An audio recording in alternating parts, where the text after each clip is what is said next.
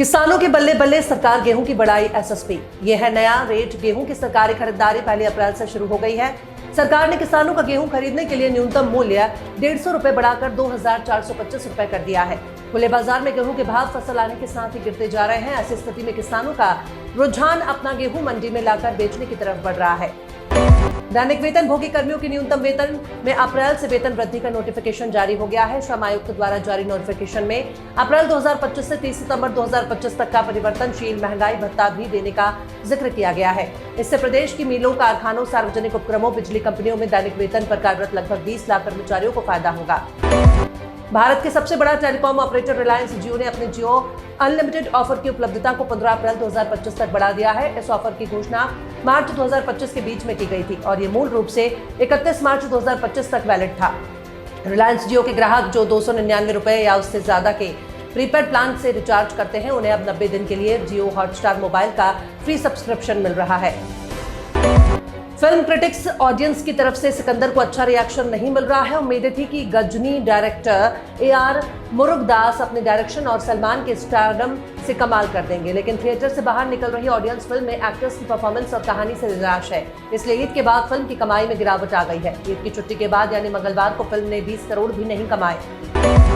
महिलाओं और गैर मुस्लिमों की वक्फ बोर्ड में हो गया एंट्री, जाने मुस्लिम क्यों है नाराज। भारत में रेलवे और रक्षा मंत्रालय के बाद सबसे ज्यादा जमीन वक्फ बोर्ड के पास है, करीब 9.4 लाख एकड़। इतनी जमीन में दिल्ली जैसे 3 शहर बस जाएं।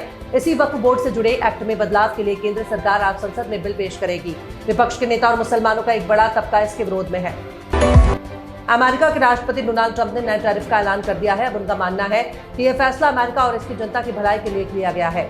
यहां तक कि नाम भी मुक्ति दिवस रखा गया। अब सवाल है कि ट्रंप के टैरिफ की लिस्ट में ऐसे भी कई देश शामिल हैं जिन पर लगे टैरिफ दरें सीधा अमेरिकी नागरिक को ही प्रभावित कर सकती हैं। इनमें चीन का नाम भी शामिल है। नूह जिले के लोगों के लिए अच्छी खबर है। केंद्र सरकार ने गुरुग्राम अलवर राष्ट्रीय राजमार्ग के नूह से फिरोजपुर झिरका तक के हिस्से को चौड़ा करने और मजबूत बनाने के लिए मंजूरी दे दी है। इस प्रोजेक्ट के तहत सड़क को 4 लेन में विकसित किया जाएगा, जिससे यात्रा आसान और सुरक्षित होगी। मंगलवार को जिला नूह के उपायुक्त विश्राम कुमार मीणा ने इसकी पुष्टि की है। योगी सरकार ने राज्य के सभी 76 जिलों को बड़ा तोहफा दिया है। योगी सरकार ने सरकारी एम्बुलेंस बेड़े में 2554 नई एम्बुलेंस शामिल की गई। इसके साथ ही संचारी रोग नियंत्रण अभियान की भी शुरुआत की गई है। इस अभियान के तहत डेंगू, मलेरिया, जापानी इंसेफेलाइटिस और दिमागी बुखार जैसे रोगों पर नियंत्रण पाने के लिए 13 विभाग मिलकर काम करेंगे। एमपी के भोपाल शहर में लोगों को बड़ी राहत मिलने वाली है। जानकारी के लिए बता दें कि पीडब्ल्यूडी ने अपने बजट में नगर निगम के वार्डों की अंदरूनी सड़क को भी शामिल किया है।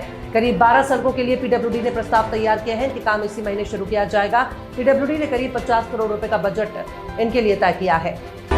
सीएम रेखा गुप्ता ने कहा कि मॉनिटरिंग और पॉलिसी मेकिंग में पिछली सरकार में कमी रही। दिल्ली की नई सरकार लगातार वायु प्रदूषण पर कदम उठा रही है। आज डीटीसी की 2400 बसें सीएनजी की हैं और 1727 ईवी है, लेकिन कई इस साल रिटायर हो जाएंगे। ऐसे में हमने खरीद का काम शुरू कर दिया है। हमारा टारगेट है कि इस साल तक 5500 बसें ईवी होंगी और 2026 तक 11000 से ज्यादा बसें होंगी।